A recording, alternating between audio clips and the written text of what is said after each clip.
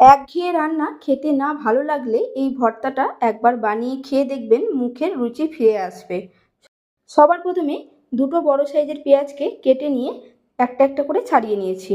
থেতো করে রাখা 15 থেকে 20 কোয়া রসুনের মধ্যে দিয়ে দিলাম জিরের গুঁড়ো, ধনের গুঁড়ো, লঙ্কার গুঁড়ো, হলুদ গুঁড়ো, অল্প জল মিশিয়ে রেখে দিলাম। কড়াইতে সাদা তেল গরম করে নিয়ে কেটে রাখা পেঁয়াজগুলোকে দিয়ে হালকা করে ভেজে নিয়ে এর মধ্যে দিয়ে দিলাম কেটে রাখা টমেটো আর নুন আর কাঁচা লঙ্কা। সব কিছু একসাথে ভেজে নিয়ে ঢাকনাটাকে আটকে হতে দিলাম 5 মিনিটের জন্য। 5 মিনিট পর ঢাকনা খুলে নিয়েছি, দেখুন টমেটোগুলো সেদ্ধ হয়ে গেছে।